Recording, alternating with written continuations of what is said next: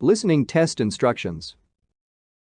The listening test is about 50 minutes. There are 6 parts in listening test. You will have about 6 minutes to listen to each passage and answer the questions. The passage will be played once.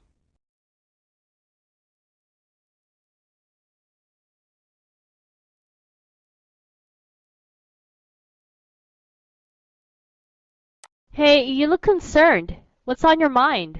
The final exam. I'm not fully prepared yet. Well, don't worry too much. You still have 3 days.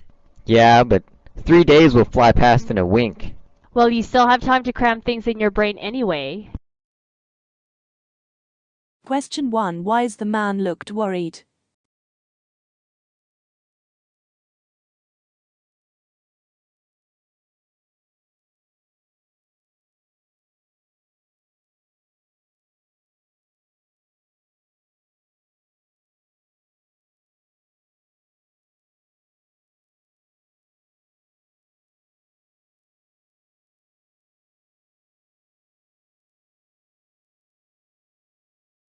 You will hear a conversation in 3 sections.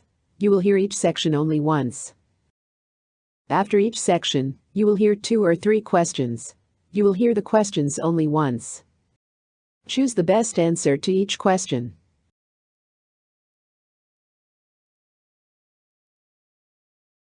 Mr. Taylor, thank you for coming in today.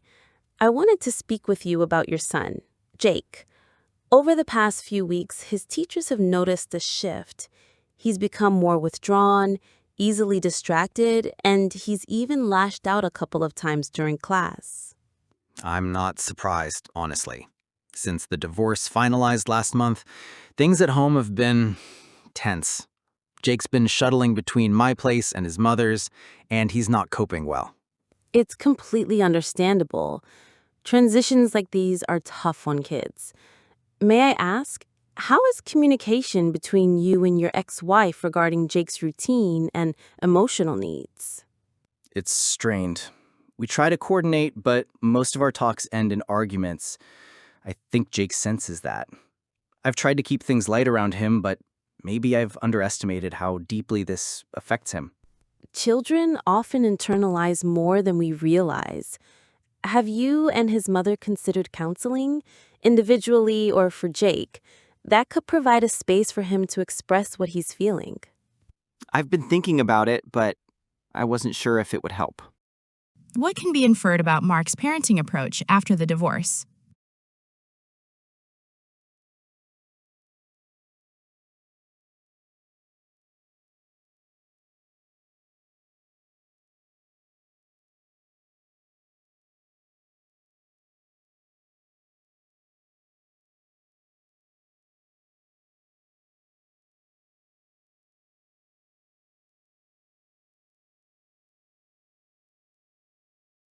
The counselor's repeated calm responses imply what about her role?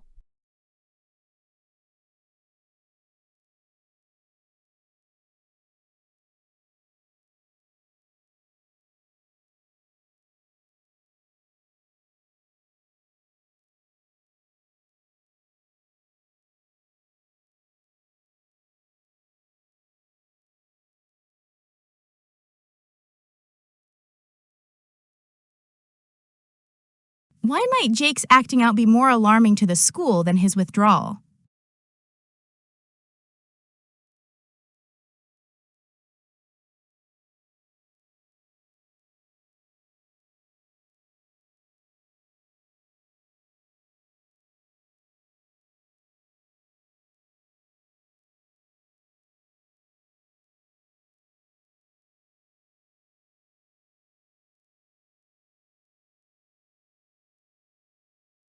You will hear the second section of the conversation shortly.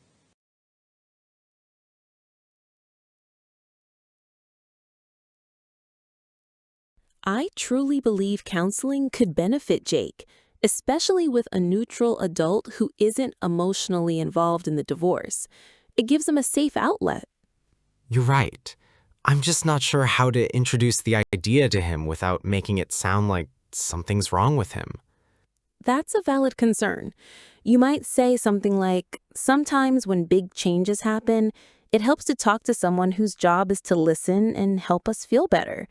Framing it positively can remove the stigma. That sounds reasonable. Do you offer that kind of support at school? We do. I can start with some sessions here to gauge how he responds. If deeper intervention is needed, I can refer you to a licensed child therapist.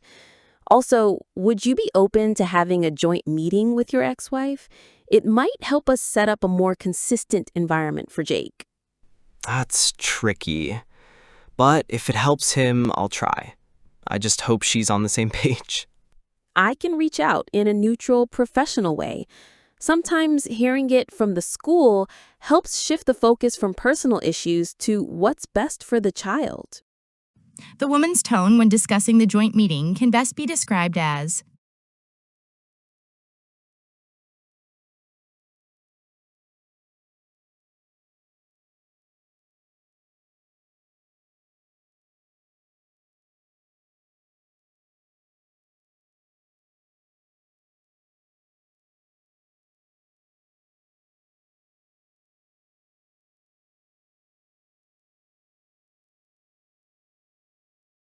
what does the father's response to a joint meeting suggest about his co-parenting dynamic?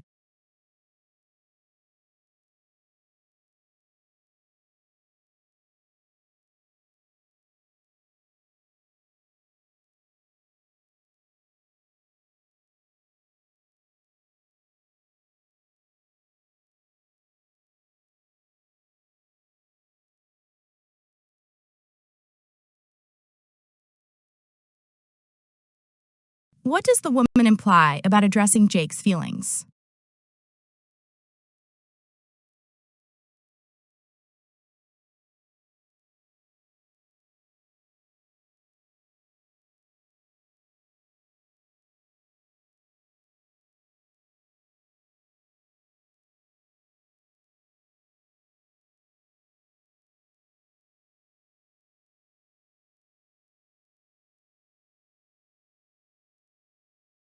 You will hear the third section of the conversation shortly.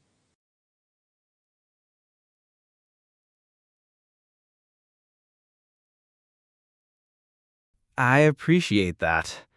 I think I've been so caught up in my own guilt and stress that I missed just how much Jake's hurting. Don't be too hard on yourself. This situation is hard for everyone, but being here shows you're trying. Children don't need perfection. They need presence and consistency. Then I want to be more consistent. I'll adjust my work hours so I can attend the joint meeting if his mother agrees. I'll also talk to Jake tonight, gently, about meeting with you. That's a great step forward. I'll draft an email to his mother proposing a meeting and explain our concerns in a collaborative tone. Meanwhile, I'll prepare a few light introductory activities to help Jake feel at ease. Thank you. Honestly, this conversation helped me see things more clearly. I was too focused on legalities and logistics. Understandably so. Divorce rearranges life overnight. But you're here, you care, and we'll work together to give Jake the support he needs. I'll follow through. Let's make sure he knows he's not going through this alone. That's all he really needs to hear right now. Let's take it one step at a time. What does Mark's willingness to adjust work hours suggest about his priorities?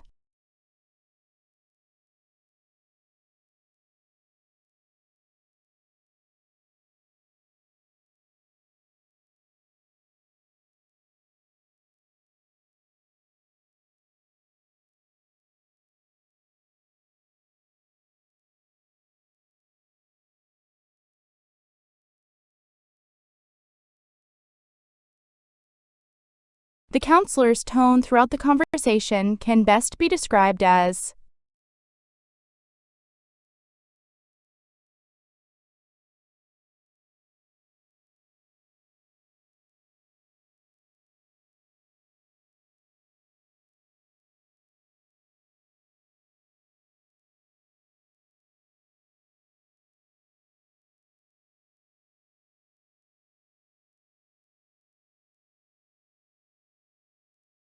You will hear a conversation followed by 5 questions.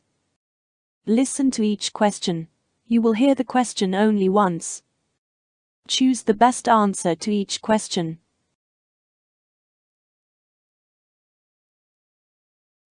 Hey Mark, do you have a minute? I just got the electricity and water bills for this month, and I think we need to talk. Oh, sure. I was actually meaning to bring it up. I saw the envelope this morning but didn't open it. Is it bad? Well, it's definitely higher than last month. The electricity bill is $3,200 and water is $950. Whoa, that's a jump. Weren't we at around $2,400 for electricity last month? Yeah, and I think it's because we've been using the air conditioner more often, especially last week when it got really hot. True. I've been leaving mine on almost all night. I guess that added up. And you're working from home now, right? Yes, and with the laptop, lights, and fan on all day, it's definitely part of it. But it's not just electricity. The water bill also increased by $300. That's strange. Do you think it's because of the washing machine? We've both been doing laundry more frequently. Possibly. I've been washing smaller loads instead of waiting for a full basket. That might be wasting more water than we think. Okay, so what do you suggest? Do we split the bills evenly again or try to divide based on usage? Honestly, I think we should stick to splitting evenly for now. It's too difficult to track individual usage. But maybe we can both be more conscious moving forward. Agreed. I'll try to turn off the AC a bit earlier and maybe start using it only when it gets unbearable. And I'll go back to doing laundry only when I have a full load.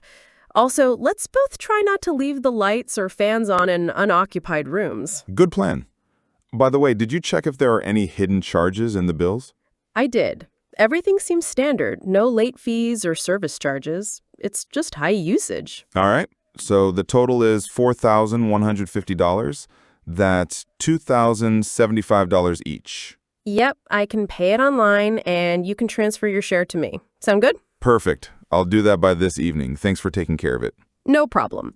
Oh, and let's revisit this next month to see if our efforts are working. Deal. And maybe we should look into getting a power-saving timer for the AC. That could help too. Great idea! We can research it this weekend. Which best captures Rachel's reasoning behind her increased electricity usage?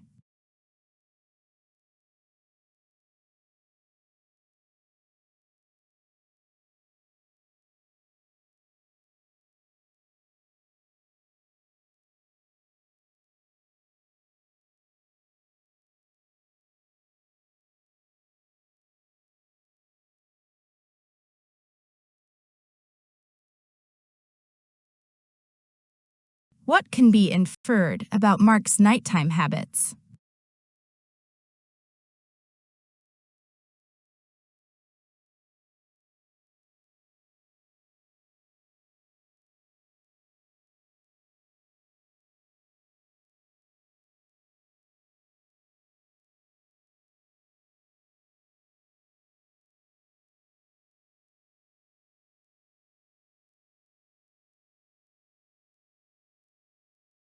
What is the most likely reason Rachel offers to pay the bill herself?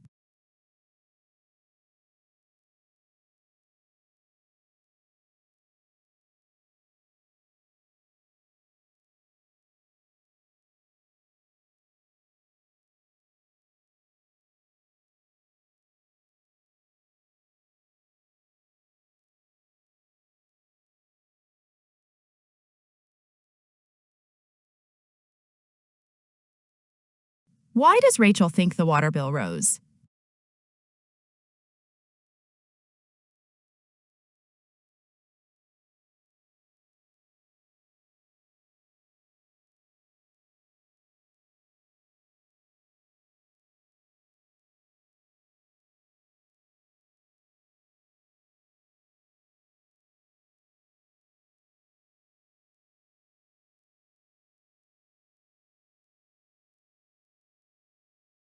What attitude does Rachel express about tracking exact usage for bills?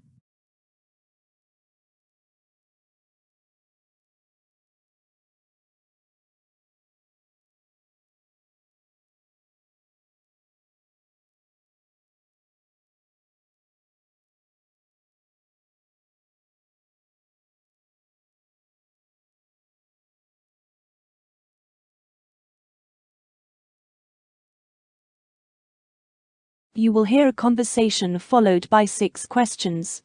Listen to each question. You will hear the question only once. Choose the best answer to each question.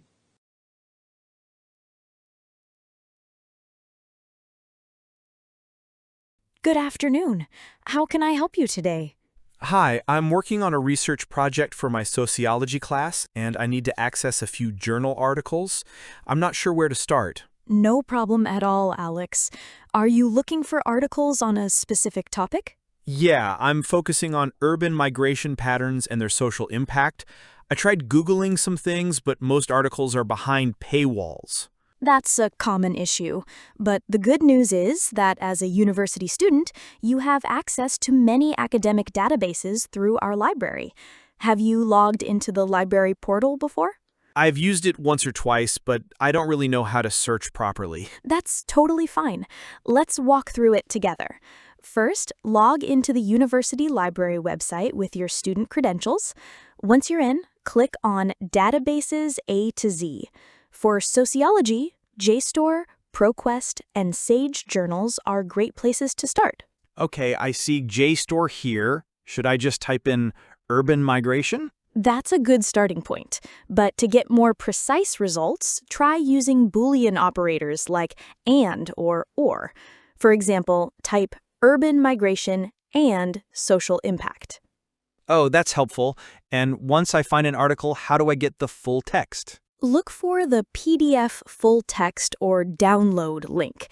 If it's not available, don't worry. We have an interlibrary loan system called Iliad, where we can request the article from another institution. So even if it's not in our library's collection, I can still get it. Exactly. It usually takes 1 to 3 business days. Also, remember to use the citation tools in the database. They help you cite the article in APA or MLA format. That's great. Do you offer workshops on this stuff? I think I need more help. Absolutely. We have weekly workshops and one-on-one research consultations. You can book a slot on the library website under Research Help. Awesome. Thanks so much, Miss Carter. This really clears things up. You're welcome, Alex. Good luck with your research, and feel free to stop by anytime you need assistance. What does the librarian imply about Alex's initial search efforts?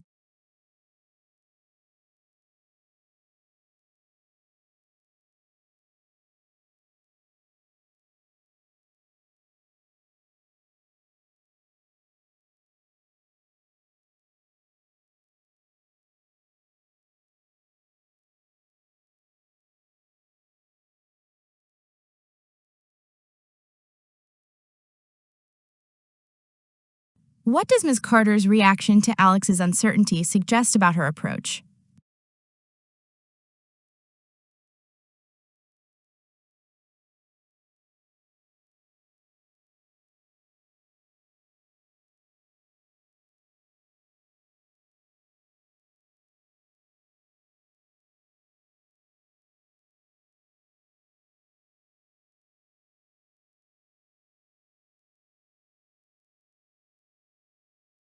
Why does the librarian mention Boolean operators?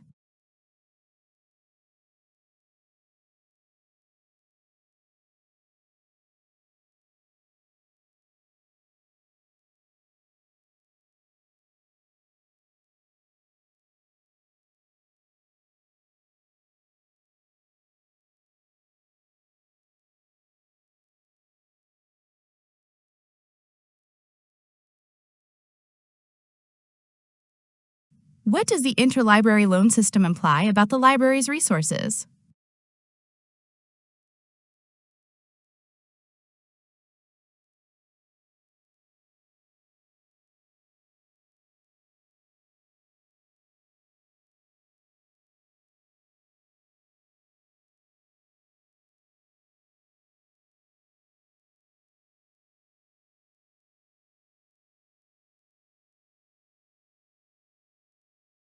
Why is using the citation tool encouraged by the librarian?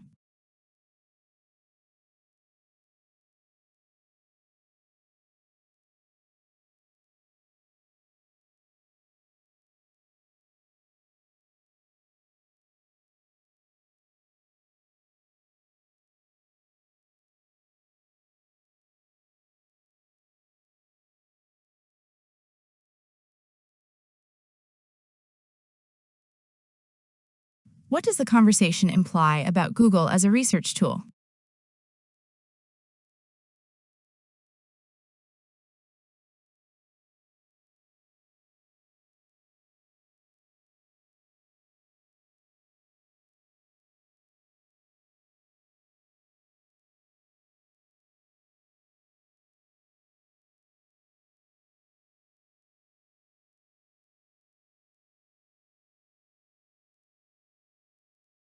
You will hear a news item once. It is about 1.5 minutes long. Then 5 questions will appear. Choose the best way to complete each statement from the drop-down menu.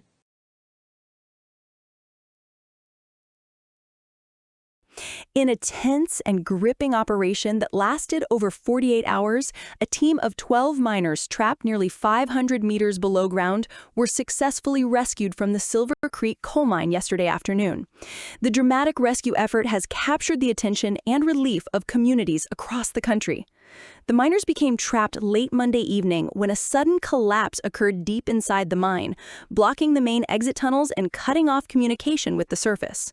Initial attempts to establish contact failed, sparking fears for the safety of the workers. However, rescue teams persisted in their efforts and were able to confirm by Tuesday morning that all miners were alive, sheltering in a safety chamber stocked with emergency supplies. The rescue operation was a race against time, as experts warned that dwindling oxygen levels and the risk of further cave-ins posed serious threats. Specialized drilling equipment was rushed to the site, and teams of engineers and rescue workers worked tirelessly to bore a narrow escape shaft through solid rock. On Wednesday afternoon, after drilling through more than 20 meters of dense earth, rescuers finally reached the safety chamber. One by one, the miners were pulled out to safety amid cheers from the gathered crowd and families anxiously waiting above ground. All 12 miners were reported in stable condition, though several were treated for dehydration and exhaustion. Mine safety officials have launched an immediate investigation into the cause of the collapse, emphasizing the importance of rigorous safety measures in the mining industry. The Silver Creek coal mine, a major regional employer, temporarily halted operations pending a full review.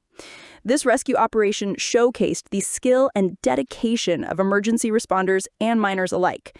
Authorities hailed the successful effort as a testament to advanced technology and human resilience. Families, colleagues, and communities are now focusing on recovery and healing after this harrowing ordeal. The dramatic Silver Creek rescue serves as a powerful reminder of the dangers miners face daily and the vital importance of workplace safety protocols in hazardous industries.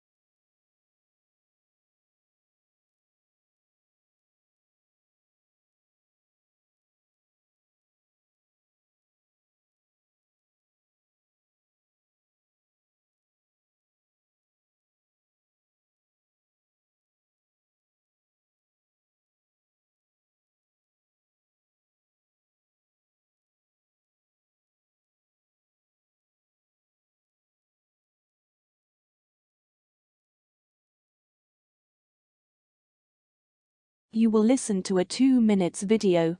Then 8 questions appear. Choose the best way to answer each question.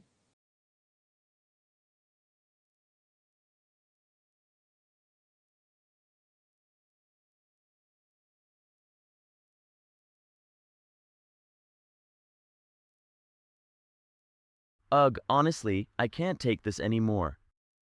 The kitchen's a disaster, there are dirty dishes in the sink again, and I stepped on popcorn walking to the bathroom this morning. Wait, popcorn? That's probably from movie night. Wasn't that like 3 days ago? I thought someone cleaned up after that. Yeah, that someone was me, Ethan. But I guess I must have missed the hallway popcorn, or maybe it magically appeared later. Look, I get it, things are getting messy.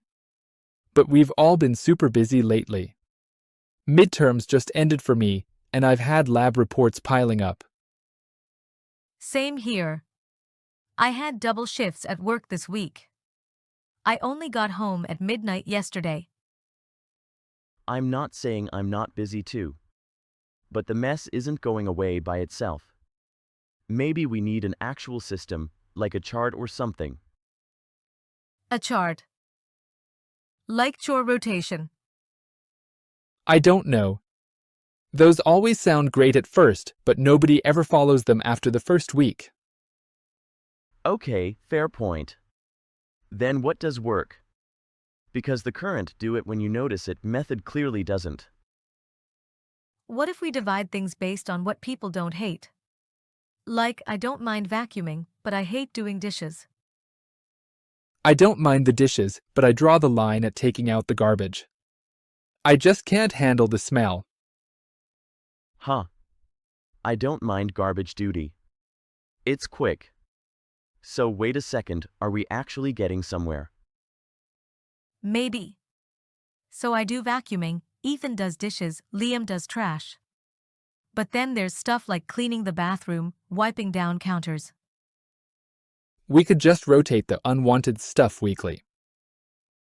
As long as we all agree to stick to it. No more I forgot excuses. Deal, but someone needs to write this all down. Preferably not me. I'll make a shared doc. Color-coded. Maybe with reminders. Okay. Just please, no glittery fonts this time. Oh come on, the glitter font was festive. It was December. No promises. My aesthetic demands sparkle. I already regret this.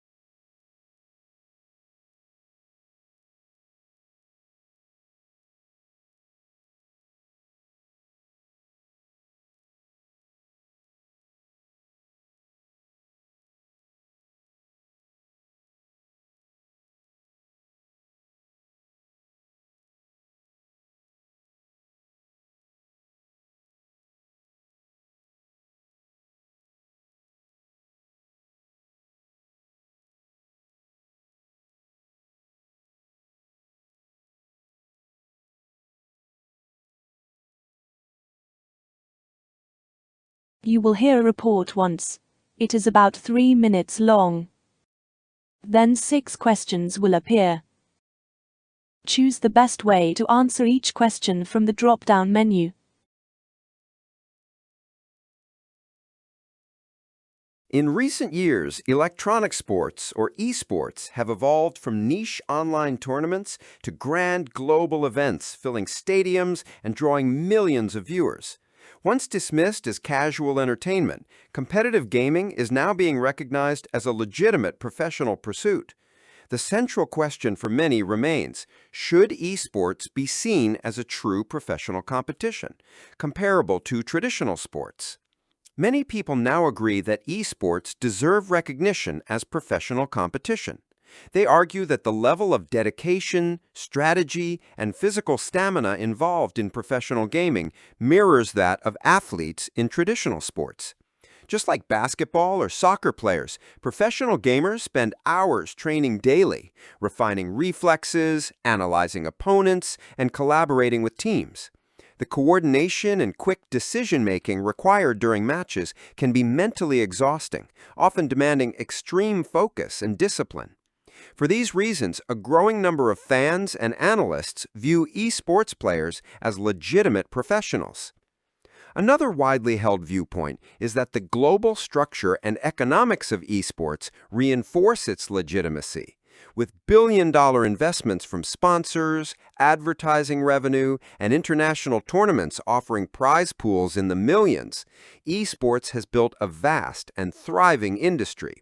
Cities like Seoul, Los Angeles, and Shanghai have become hubs for competitive gaming. Major universities are offering scholarships for esports players, and some countries even issue athlete visas to professional gamers, much like traditional sports stars. However, some critics still hesitate to equate esports with established physical sports. They often cite the lack of physical exertion and traditional athleticism as a key difference. Yet this view is slowly shifting as more people come to accept that mental and strategic intensity can also define competition. So the general consensus is gradually leaning toward acceptance. While it may differ in form, esports has earned a place in the professional arena. Through skill, discipline, and a growing global infrastructure, esports continues to redefine what it means to be a competitor in the modern era. The debate may not be over, but the majority now agree esports is here to stay, and it's professional.